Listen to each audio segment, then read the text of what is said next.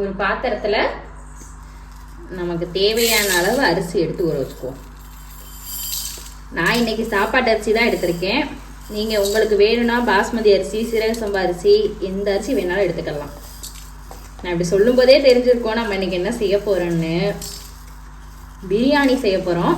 ஆனால் எதை வச்சு செய்ய போகிறோன்றதுல தான் இன்னைக்கு ஒரு ட்விஸ்ட் இருக்குது. ஃபஸ்ட்டு அரிசியை ஊற வச்சுடுவோம்.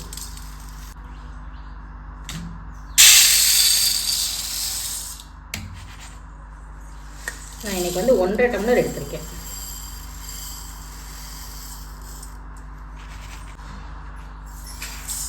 இப்போ இதை தண்ணியை ஊற்றி ஒரு 2 தடவை கழுவிட்டு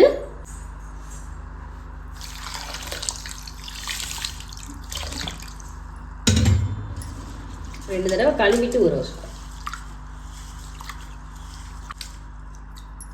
அரிசி கழுவுற தண்ணியை பத்திரமா கொண்டு போய் செடிக்கு ஊற்றிடும்.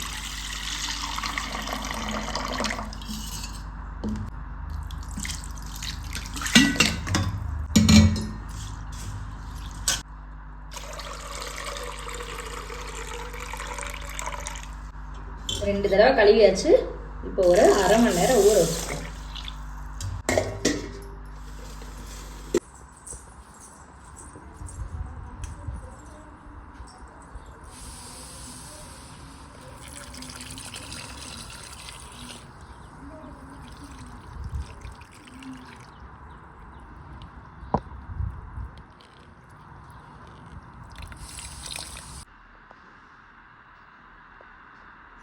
சைடு கேப்பில் வருத்தப்படாத வாலிபர் சங்கம் படம் பார்த்துக்கிட்டே வெங்காயம், தக்காளி எல்லாம் கட் பண்ணி வச்சுட்டேன்.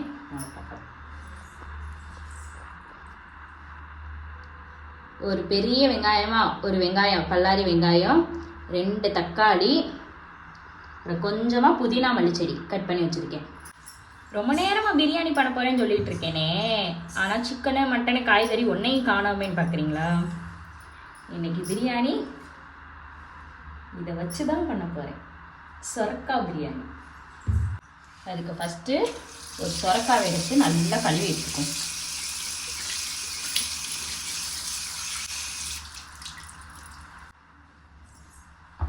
கழுவி எடுத்த சொரக்காவை தோலை சீவி எடுத்துக்கும்.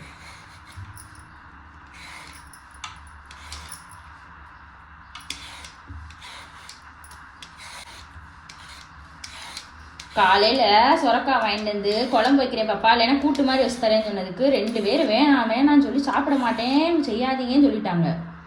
சரி நீங்கள் ஸ்கூலுக்கு போயிட்டு வாங்க, இன்றைக்கி உங்களுக்கு நான் இதை சாப்பிட வைக்கிறேன்னு சொல்லி வச்சுருந்தேன்.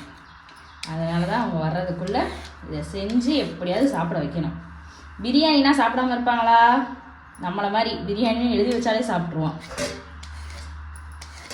நல்லா இந்த மாதிரி தோலை சீவி எடுத்துக்குவோம்.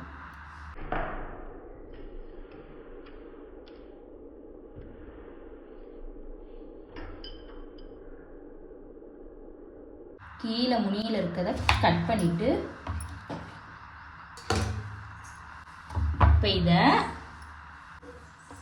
இப்போ நம்ம துருவ போகிறோம்.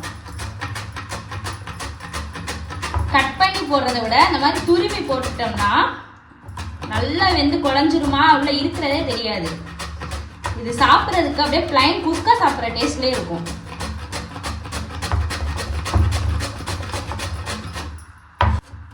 நல்லா ஒரு முழு சொரக்காவை எடுத்து ஃபுல்லாக இந்த மாதிரி துருவி வச்சுக்குவோம்.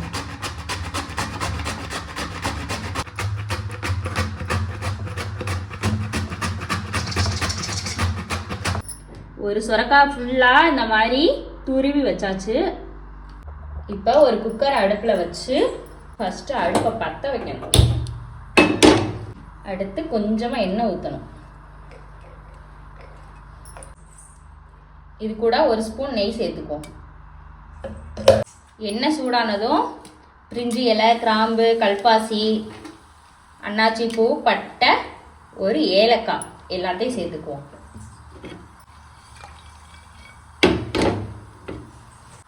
நம்ம கட் பண்ணி வச்சிருக்க வெங்காயம்,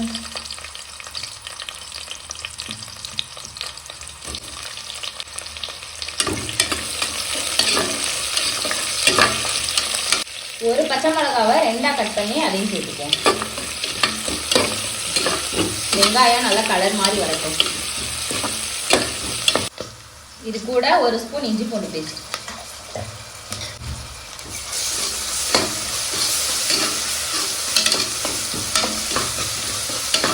இஞ்சி பூண்டோட பச்சை வாசனை போகவும் இந்த எண்ணெயிலேயே கொஞ்சமாக காஷ்மீர் ரத்தப்பொடி எண்ணெயிலே சேர்த்தோம்னா நல்ல கலர் கொடுக்கும். பார்க்க கலர் நல்லா இருந்தால் தானே சாப்பிட்றதுக்கே ஆசையாக இருக்கும்.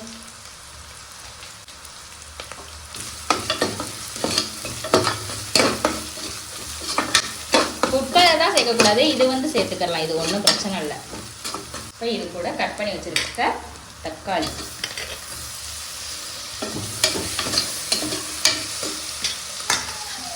ஒரு கைப்பிடி புதினா மல்லிச்செடியும் சேர்த்துக்குவோம்.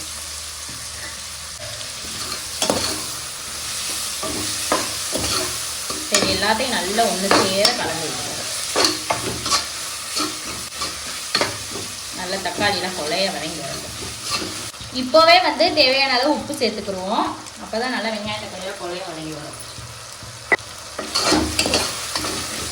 எப்படியும் கூடிய சீக்கிரம் விறகு அடுப்பில் சமைக்கிற நிலமை தான் வரும்னு நினைக்கிறேன். இங்கே சிலிண்டர் ரொம்ப தட்டுப்பாடாக இருக்குது. உங்கள் பாட்டி வீட்டில் சிலிண்டர் காலியாக போயிடுச்சு. முதல்ல நாங்கள் சிலிண்டர் காலியாக போயிடுச்சுன்னு அங்கே இருந்தோம். இப்போ அவங்களுக்கு சிலிண்டர் காலியாக போயிடுச்சுன்னு அவங்க இங்கே இருக்காங்க. மாற்றி மாற்றி காலியாகிட்டே இருக்கு. இத்தனைக்கும் அவங்களுக்கு 2 எங்களுக்கு 1 3 சிலிண்டரு. ஆனாலும் சிலிண்டர் கிடைக்க மாட்டேங்குது. உங்கள் ஊர்லலாம் எப்படி சிலிண்டர் நல்லா சாதாரணமாக கிடைக்குதா, இல்லை ஏதாவது தட்டுப்பாடு இருக்கான்றதை கமெண்ட் பண்ணுவாங்க. சாப்பாடு மட்டும் வெளியே விறகடுப்பு வச்சிட்டோம்னா உள்ள குழம்புலாம் வச்சுக்கலாம்ல. அந்த உப்பு போட்டு வதக்கவும் எப்படி கொலைய வதங்கி வந்துச்சு பாருங்க. இப்போ இது கூட இந்த டிஷ்ஷோட ஹீரோ சொரக்காய் அப்படியே உள்ள சேர்த்துக்குவோம். நல்லா ஒரு முழு சொரக்காய், பெரிய சொரக்காவா அப்படியே உள்ள சேர்த்து அடுப்பை ஹை ஃப்ளேமில் வச்சு கிண்டி விட்டுருக்கோம். இது கூட 1/2 ஸ்பூன் வத்தப்பொடி, 1/2 ஸ்பூன் கரம் மசாலா. பிரியாணி மசாலா வேணும்னா கொஞ்சமாக சேர்த்துக்கோங்க. இப்போ இதை நல்லா கலந்து வைக்கணும்.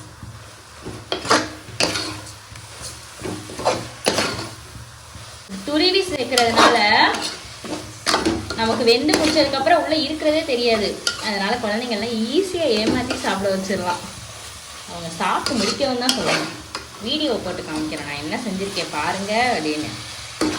நான் ஏற்கனவே சொன்ன மாதிரி அப்போ தான் நம்ம இந்த காய் சாப்பிட்றோம் செய்கிறோம், இது நல்லா தான் இருக்குன்றதும் தெரியும். இப்போ இது கூட நம்ம கழுவி வச்சுருக்க அரிசி, சாப்பாட்டு அரிசி,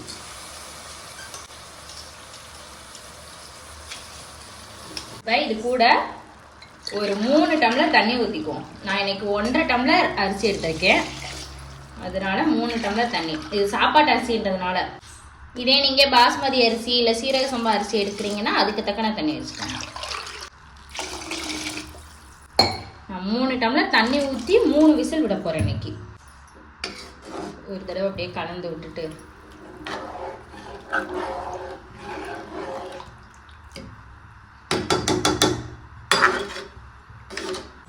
குக்கரை மூடி 3 விசில் வச்சுக்குவோம்.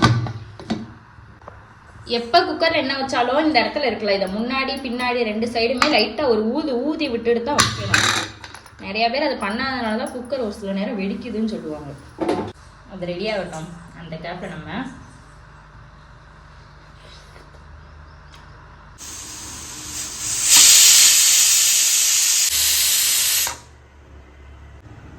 மூணு விசில் வந்துருச்சு. அடுப்பு ஆஃப் பண்ணிக்குவோம். குக்கரில் விசில் வரும்போதே அவ்வளோ வாசனையாக இருக்குது.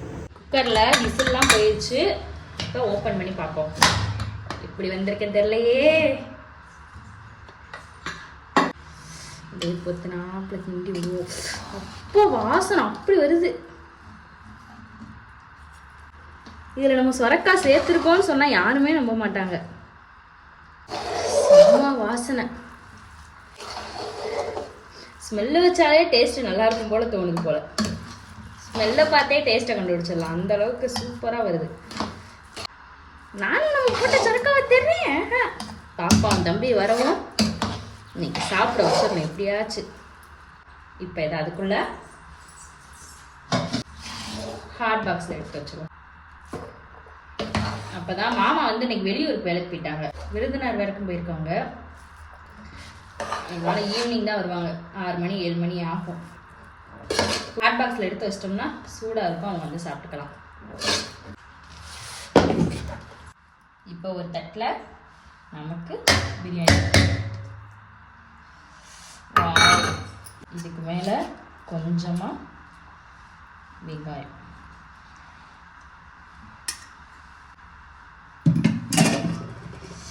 அப்படியே வெங்காயத்தோடு அந்த பிரியாணி எடுத்து கொஞ்சமாக பிரியாணி எடுத்து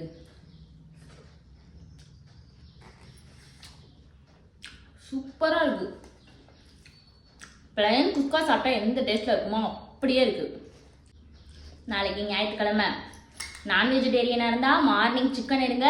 நம்ம 2 நாளைக்கு முன்னாடி போட்ட கோழி குருமாவை கண்டிப்பாக செஞ்சு கொடுத்து அசந்துங்க. இல்லை வெஜிடேரியனாக இருந்தால் மறக்காமல் இந்த சொரக்காய் பிரியாணியை ட்ரை பண்ணுங்கள். அட்டகாசமாக இருக்குது.